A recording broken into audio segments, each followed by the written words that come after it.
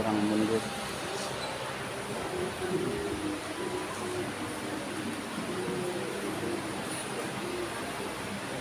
Assalamualaikum warahmatullahi wabarakatuh.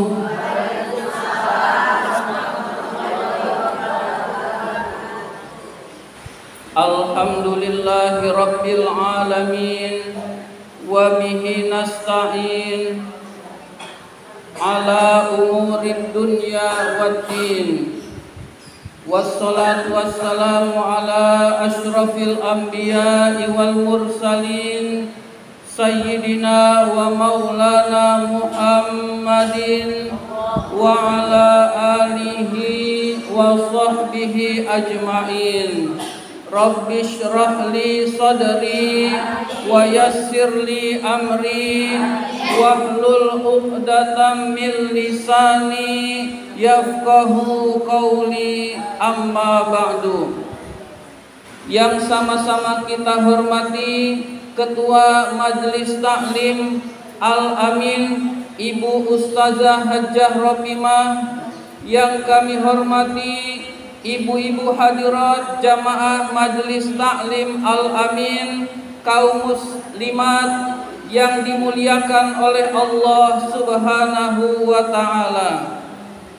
Pertama dan yang paling utama, puji syukur marilah senantiasa kita panjatkan kehadirat Allah Subhanahu wa ta'ala yang tidak henti-hentinya memberikan nikmat-nikmatnya kepada kita semua.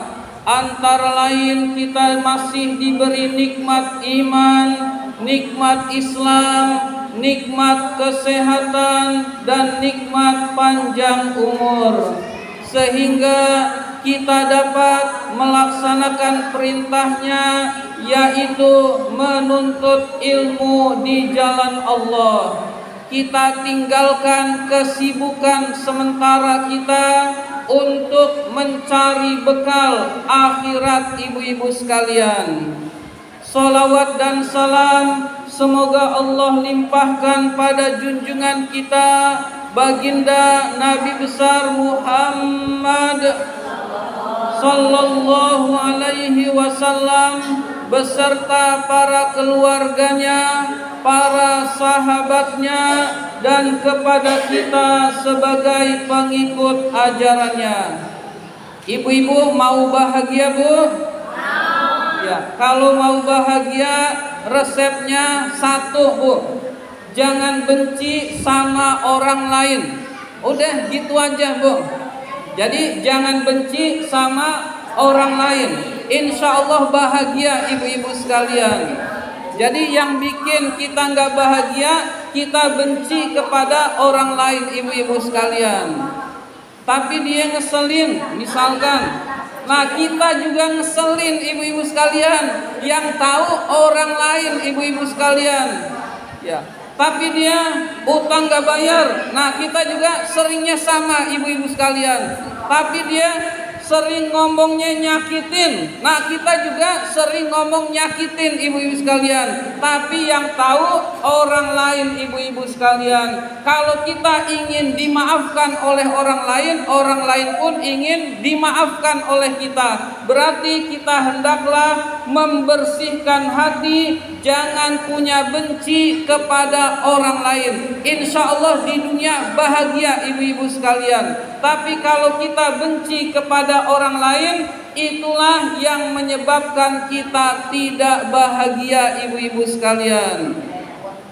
Ibu-ibu hadirat yang dimuliakan oleh Allah Subhanahu wa ta'ala.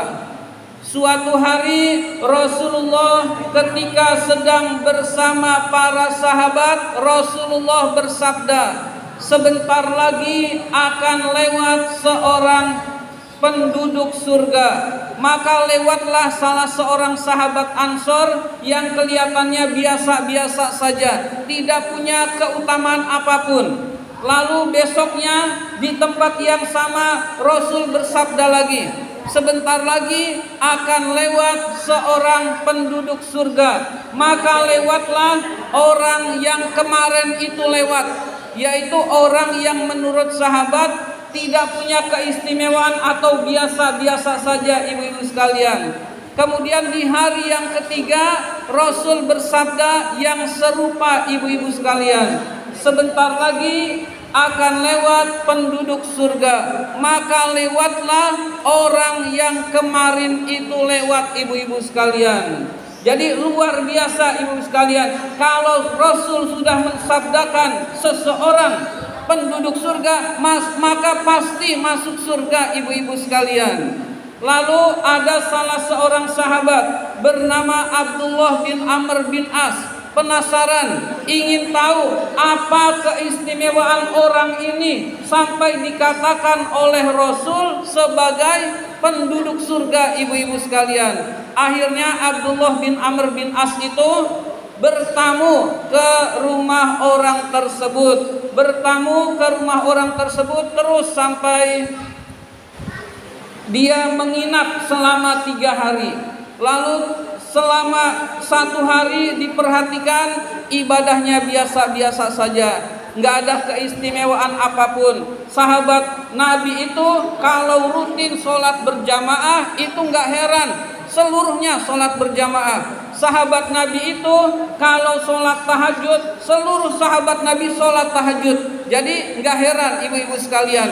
Jadi dia itu sholat tahajud mendekati subuh, ibu-ibu sekalian, dan biasa-biasa saja.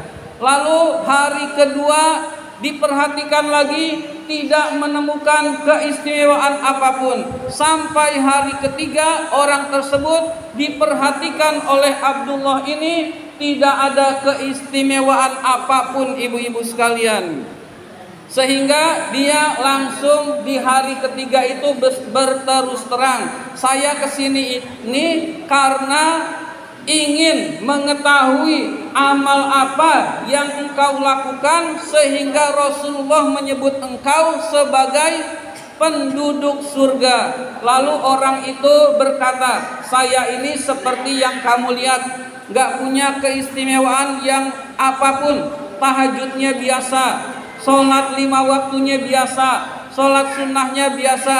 Tapi saya sebelum tidur dalam hati berkata, setiap ada orang yang berbuat salah kepada saya, sudah saya maafkan. Lalu dia tidur, ibu-ibu sekalian. Ya, tidurnya seperti biasa, umumnya baca doa, ibu-ibu sekalian. Tiap dia mau tidur, lalu dia setiap ada yang salah sama saya maafkan. Kemudian orang itu tidur, ibu-ibu sekalian. Jadi amalan itu kan amalan hati yang orang lain tidak tahu, ibu-ibu sekalian.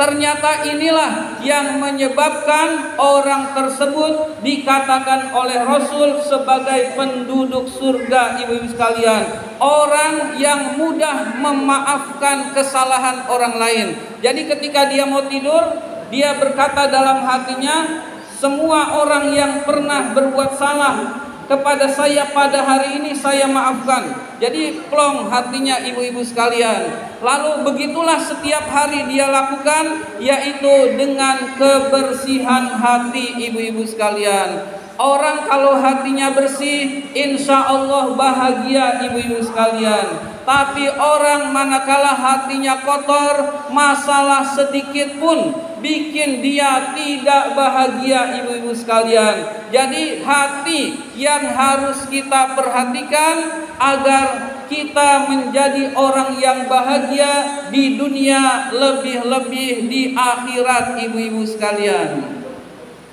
Ibu-ibu hadirat yang dimuliakan oleh Allah Subhanahu wa taala. Allah Subhanahu wa taala berfirman, qad aflaha man zakkaha wa qad khaba man dassaha. Sungguh beruntung orang yang selalu membersihkan hatinya, dan sungguh celaka orang yang mengotori hatinya. Mengotori hati itu dengan perbuatan-perbuatan dosa. Jadi orang kalau berbuat dosa, hatinya menempel satu titik hitam. Jadi kalau ada seseorang berbuat dosa, hatinya menempel satu titik hitam. Dosanya besar, titik hitamnya besar. Dosanya banyak, titik hitamnya banyak, ibu-ibu sekalian. Nah, titik-titik hitam yang ada di dalam hati itu penyebab kita tidak bahagia di dunia, ibu sekalian. Adanya keresahan-keresahan, hatinya selalu resah disebabkan titik hitam yang menempel pada diri orang tersebut, ibu-ibu sekalian. Apabila orang tersebut istighfar, mohon ampun kepada Allah atau berzikir kepada Allah, maka dihapuslah titik hitam yang ada di dalam hatinya, ibu sekalian. Jadi kalau kita mengucapkan astagfirullahalazim, titik hitam dihapus, ibu sekalian. Banyak beristighfar, titik-titik hitam itu dihapus dengan banyak oleh Allah Subhanahu wa taala. Kalau orang tersebut melazimkan, membiasakan istighfar, hatinya bersih, ibu-ibu sekalian. Orang yang hatinya bersih itu insya Allah hidupnya bahagia, ibu sekalian. Rasulullah Sallallahu Alaihi Wasallam bersabda, "Man lazimal istighfar ja'alallahu lahu min kulli dhikin makhraja wa min kulli hammin faraja wa razaqahu min haitsu la yahtasib." Barang siapa yang melazimkan istighfar, membiasakan istighfar di dalam kehidupannya sehari-hari, tiap hari senangnya beristighfar kepada Allah, tiap hari dia selalu membaca istighfar kepada Allah, maka Allah janjikan ja'alallahu lahu min kulli dhikin makhraja. Allah berikan jalan keluar dari kesempitan yang ia hadapi, ibu-ibu sekalian. Jadi kalau kita punya kesulitan hidup, punya kesempitan, punya masalah yang besar, punya masalah yang berat, Allah kasih solusi. Perbanyak istighfar di dalam kehidupan sehari-hari, ibu-ibu sekalian. Kita habis sholat sudah jelas kita istighfar, bu. Jangan Allahumma lantas jalan, jangan. Tapi kita istighfar, ibu sekalian. Kalau kita berjamaah, istighfar, zikir boleh berjamaah. Yang gak mau zikir berjamaah boleh juga, ibu-ibu sekalian. Yang penting berzikir. Nah, kalau kita sholat sendiri, kemudian kita habis sholat, jangan lupa istighfar, mohon ampun kepada Allah Subhanahu wa ta'ala, ibu-ibu sekalian. Lalu di samping habis sholat kita istighfar, di dalam kehidupan sehari-hari juga kita banyak istighfar, ibu-ibu sekalian.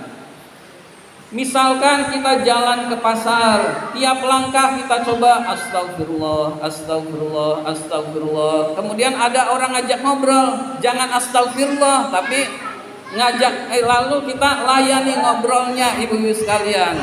Lalu udah nggak ada yang ngajak ngobrol, istighfar lagi, ibu-ibu sekalian. Astagfirullah, astagfirullah, astagfirullah. Ada orang nyapa, jawab sapanya, ibu-ibu sekalian. Jangan istighfar, ibu-ibu sekalian. Lalu udah selesai kelar urusan dengan orang, lalu istighfar lagi, ibu-ibu sekalian. Lalu kita mau belanja, jangan istighfar, ibu-ibu sekalian. Belanja seperti biasa kita ngomong urusan belanja, ibu sekalian. Udah selesai ngomong urusan belanja, istighfar lagi, ibu sekalian. Nah, begitu seperti itu, itulah yang disebut dengan melazimkan istighfar. Kalau kita lupa, lalu kita kembalikan ingat kepada Allah, istighfar lagi kepada Allah Subhanahu wa ta'ala. Orang yang bisa seperti itu, ibu sekalian, banyak istighfarnya kepada Allah, maka urusan-urusannya dimudahkan oleh Allah Subhanahu wa ta'ala. Kesulitannya diberikan jalan keluar oleh Allah Subhanahu wa ta'ala, ibu sekalian. Kita lagi nonton TV, kita bisa sambil istighfar, ibu-ibu sekalian. Kita sedang melakukan aktivitas yang bukan di WC, bukan di kamar mandi, bisa sambil istighfar mohon ampun kepada Allah Subhanahu wa taala. Di samping untuk membersihkan hati kita, juga menyebabkan kesulitan-kesulitan kita dihilangkan oleh Allah Subhanahu wa taala. Allah itu pencipta kita. Allah itu maha kuasa atas segala sesuatu. Yang Allah kehendaki terjadi, yang tidak Allah kehendaki tidak terjadi, ibu-ibu sekalian. Jadi di dunia ini semua yang terjadi itu kehendak Allah. Tidak ada yang bukan kehendak Allah. Yang kehendak Allah terjadi, yang bukan kehendak Allah tidak terjadi. Jadi kalau Allah menghendaki kita bahagia, kita jadi orang sukses, kita jadi orang yang duitnya banyak, sangat mudah bagi Allah Subhanahu wa taala. Jadi jalan keluarnya adalah mendekatkan diri kepada Allah Subhanahu wa taala. Mendekatkan diri caranya yaitu di antara caranya dengan banyak istighfar, yaitu mohon ampun kepada Allah Subhanahu wa taala. Rasulullah sallallahu alaihi wasallam bersabda, "Ayyuhan nas, tubu ilallah fa inni atubu fil yaumi mi'ata marrah." Wahai manusia, bertaubatlah kepada Allah Subhanahu wa taala, karena sesungguhnya saya Rasulullah beristighfar mohon ampun kepada Allah setiap harinya 100 kali, ibu-ibu sekalian. Jadi Rasulullah istighfarnya setiap hari 100 kali. Jadi kalau kita mau mencontoh Rasul, istighfar kita minimal 100 kali dalam sehari, ibu-ibu sekalian. 100 kali itu ringan, ibu-ibu sekalian, ringan dibandingkan dengan ngobrol berjam-jam, ibu-ibu sekalian. Astagfirullah, astagfirullah, astagfirullah. Boleh astagfirullahaladzim, astagfirullahaladzim, astagfirullahaladzim. Boleh astagfirullahaladzim, alladzi la ilaha illa huwal hayyul qayyum wa atubu ilaih. Tinggal pilih, yang pendek dulu boleh, yang sedang boleh, yang lebih panjang boleh, lebih bagus lagi sayyidul istighfar, ibu-ibu sekalian. Tapi kita pilihlah yang sedang. Astagfirullahaladzim, astagfirullahaladzim 100 kali, ibu-ibu sekalian. 100 kali dalam sehari. Kalau kita mau pakai kredit, ibu-ibu sekalian, zaman sekarang musim kredit, ibu-ibu sekalian, ya kita bagi 5, ibu-ibu sekalian. Tiap habis sholat 100 bagi 5, ibu-ibu sekalian. Tiap habis sholat istighfarnya 20 kali, ibu-ibu sekalian. Jadi 20 kali 5 100. Nah itu minimalnya kita. Habis sholat jangan bangun sebelum istighfar 20 kali, ibu-ibu sekalian. Kok di masjid cuma 3 kali atau kok cuma 6 kali? Nah itu kan berjamaah, ibu-ibu sekalian. Kalau berjamaah itu yang penting-pentingnya saja, ibu-ibu sekalian. Ada orang yang mau nagih utang, jadi harus cepat, ibu-ibu sekalian. Ada yang kebelet mau ke WC, jadi zikirnya yang standar, ibu-ibu sekalian. Nah kalau kita sendiri zikirnya yang banyak, ibu-ibu sekalian. Jadi kalau kita zikir sendiri, habis sholat zikir sendiri yang banyak, ibu-ibu sekalian. Yang di masjid itu yang standar, ibu-ibu sekalian, istighfar 3 kali, ibu-ibu sekalian. Jadi kita hendaklah 20 kali, ibu-ibu sekalian, 20 kali tiap ba'da sholat. Berarti seharinya terpenuhi, yaitu 100 kali, ibu-ibu sekalian. Nah sabda Rasul sudah kita penuhi. Lalu setiap hari ada waktu luang istighfar, ada waktu luang istighfar. Maka urusan-urusan kita dimudahkan oleh Allah Subhanahu wa taala, ibu sekalian. Jadi kita harus yakin, Bu, yakin bahwa Allah itu maha kuasa atas segala sesuatu. Urusan kita akan dimudahkan oleh Allah jika kita banyak beristighfar, yaitu mohon ampun kepada Allah Subhanahu wa taala. Nah, itu yang pertama. Yang kedua, wa min kulli hammin faraja. Allah berikan kegembiraan dari kesedihan yang ia alami. Jadi kalau dia punya kesedihan, Allah beri kegembiraan ibu-ibu sekalian. Jadi hidupnya selalu gembira, hidupnya selalu senang ibu-ibu sekalian, karena Allah yang memberikan kegembiraan. Dan yang ketiga, wa razaqahu min haitsu la yahtasib.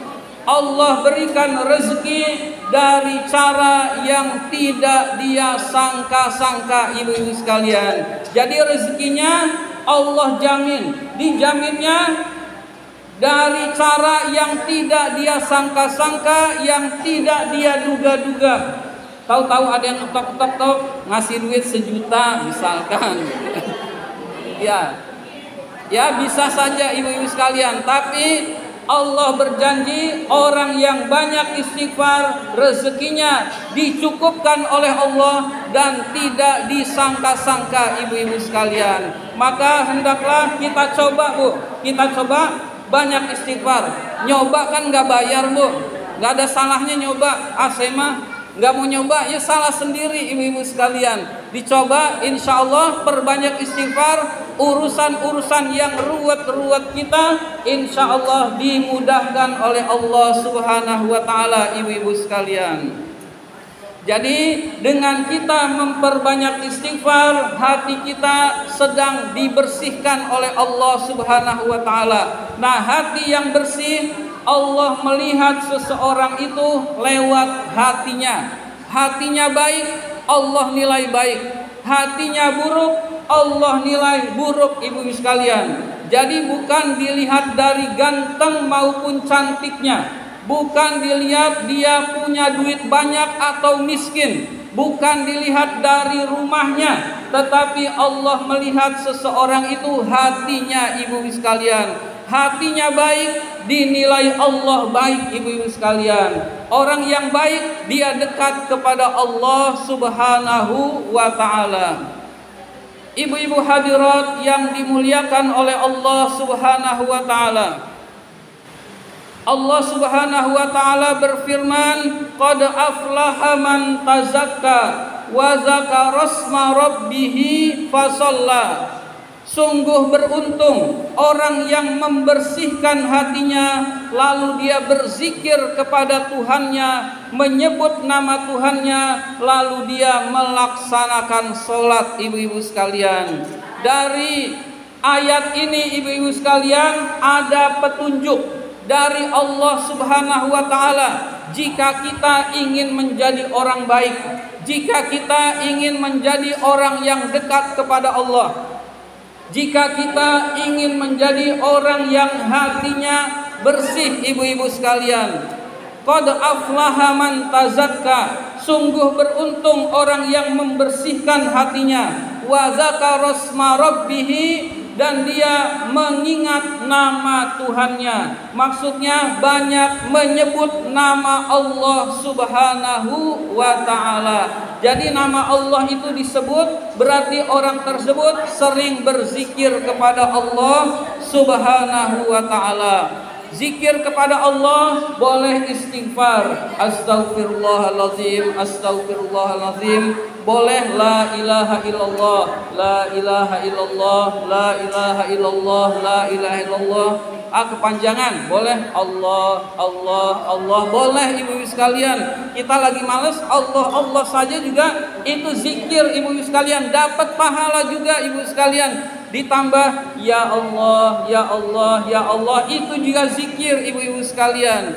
Lalu ditambah kita bosan ibu-ibu sekalian, boleh pakai nama-nama Allah yang indah atau Asmaul Husna. Ya Allah, ya Rahman, ya Rahim. Salah satu kita pakai boleh ibu sekalian, ya Rahman, ya Rahman, ya Rahim. Atau mau dua, ya Allah, ya Rahman, ya Rahim, ya Allah, ya Rahman, ya Rahim. Itu zikir-zikir itu banyak, Karena manusia itu diketahui oleh Allah, manusia itu punya sifat bosan, ibu-ibu sekalian. Jadi manusia itu punya sifat bosan, maka zikir itu bebas, boleh yang ini, boleh yang ini, boleh yang ini, boleh selang-seling agar kita tidak bosan berzikir kepada Allah Subhanahu wa taala, ibu-ibu sekalian. Zikirnya boleh apa aja, yang penting jangan tidak berzikir, ibu sekalian. Boleh ya Allah, boleh ya Rahman, boleh ya Rahim, boleh subhanallah. Yang terpenting berzikir kepada Allah. Jadi orang yang banyak berzikir kepada Allah, itulah cara agar kita dekat kepada Allah Subhanahu wa taala. Selanjutnya fasalla. Kemudian orang tersebut sholat. Jadi qad aflaha man tazakka wa dzakara asma rabbih fasalla. Sungguh beruntung orang yang membersihkan hatinya, dia berzikir kepada Allah kemudian dia salat, ibu sekalian. Artinya orang yang mau bahagia itu setelah dia ingat kepada Allah, jangan lupakan salat 5 waktu, ibu sekalian. Salat 5 waktu itu pondasi yang utama, ibu sekalian. Salat 5 waktu itu tiangnya agama. Orang yang meninggalkan sholat 5 waktu, dia merobohkan agama. Aqimis sholat, dirikanlah sholat. Inna sholata tanha anil fahsya'i wal munkar. Sesungguhnya sholat itu mencegah dari perbuatan keji dan mungkar. Di dalam hadis dijelaskan as-sholatu imaduddin. Sholat itu tiangnya agama. Faman aqamaha faqad aqamaddin. Barang siapa yang mendirikan sholat, dia mendirikan agama.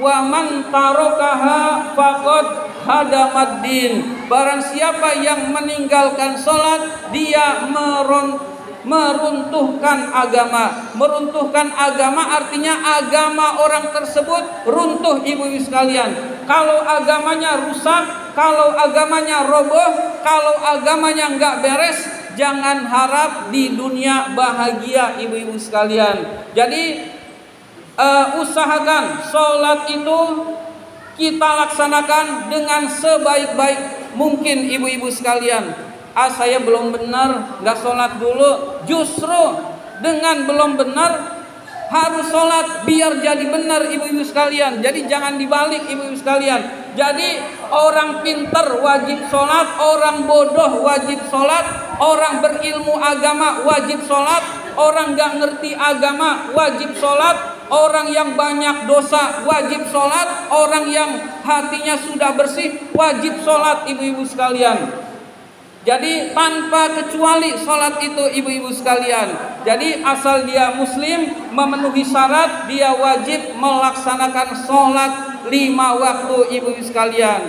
Orang yang 5 waktunya ditinggal itu insya Allah hidupnya berantakan, ibu-ibu sekalian. Jadi sholat 5 waktu itu yang utama. Syarat dalam agama apapun terpenuhi, sholat 5 waktunya dulu, ibu-ibu sekalian. Misalkan saya minum dulu.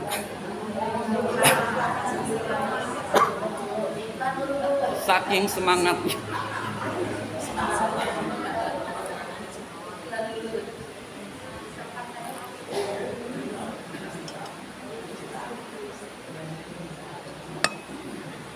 Jadi syarat apapun terkabul itu sholat 5 waktunya dulu, ibu-ibu sekalian.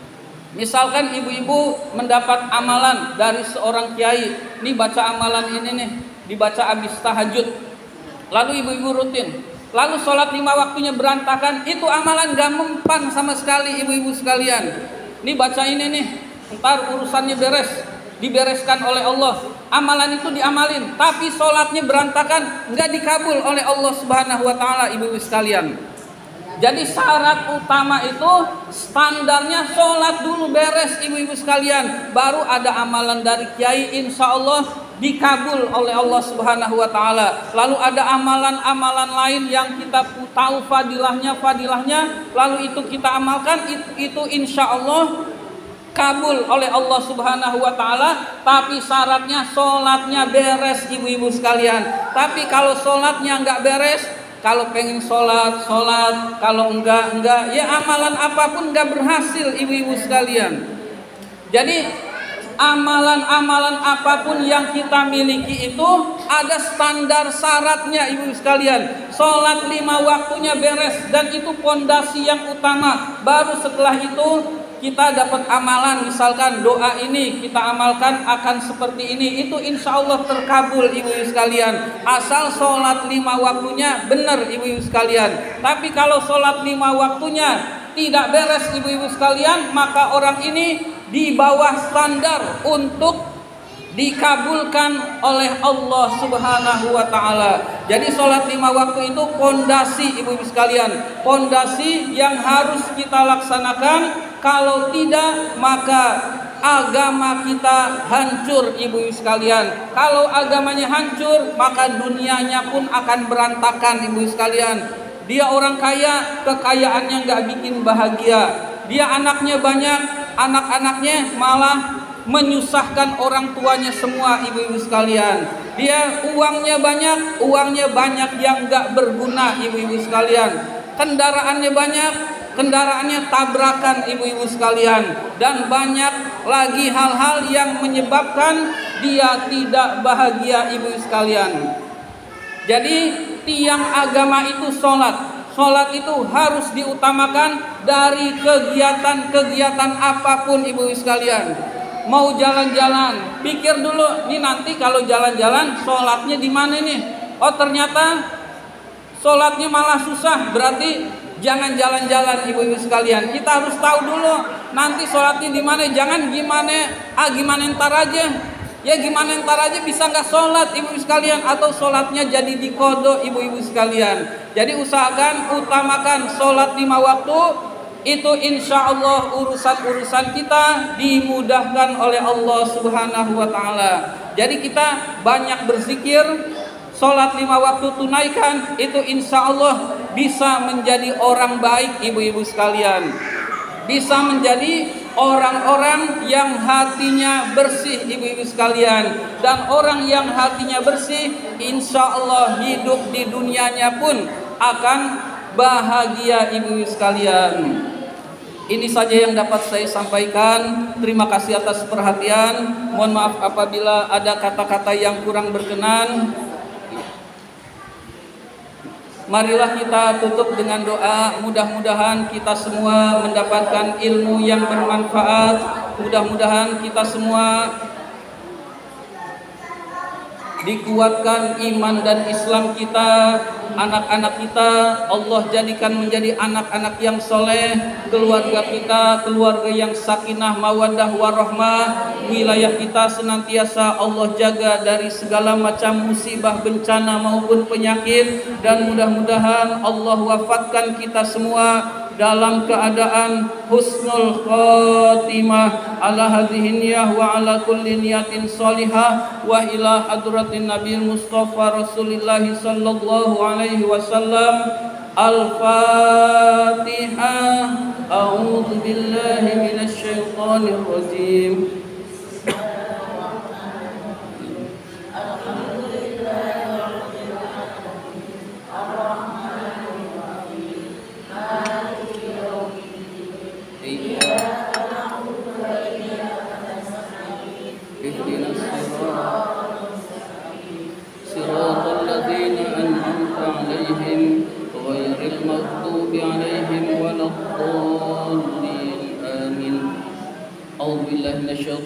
Bismillahirrahmanirrahim. Alhamdulillahirabbil alamin hamdan yuwafi ni'amahu wa yukafi'u mazidah. Ya Rabbana lakal hamdu wa lakash syukru kama yanbaghi li jalali wajhikal karimi wa 'azimi sultanik. Allahumma salli ala sayyidina Muhammad wa ala ali sayyidina Muhammad. Allahumma nazim ahwalana wa hassin af'alana wa khallisna min alamil faqri wa dhulli wa asimna minal bala'i wal waba'i wat ta'un wa min syururil a'da'i wasyayatini wan nafsil ammarati bisu. Allahumma yassir lanal intizama fi jami'il umurid dunyawiyyati wad diniyah wa hassil muradana bil khair. Allahumma ba'idna minasyarri wal isyan. Allahumma inna na'udzubika min jahdil bala wa darkis saqa wa su'il qada wa syamatatil a'da. Ya muhawwilal hawli wal ahwal hawwil halana ila ahsanil hal. Rabbana atina fid dunya hasanah wa fil akhirati hasanah wa qina azabannar. Wa sallallahu ala sayyidina Muhammad wa ala alihi wa sahbihi ajma'in. Subhana rabbika rabbil izzati amma yasifun. Wa salamun alal mursalin walhamdulillahi rabbil alamin. Amin amin ya rabbal alamin. Terima kasih atas perhatian. Mohon maaf apabila ada kata-kata yang kurang berkenan. Wabillahi taufik wal hidayah. Wassalamualaikum warahmatullahi wabarakatuh.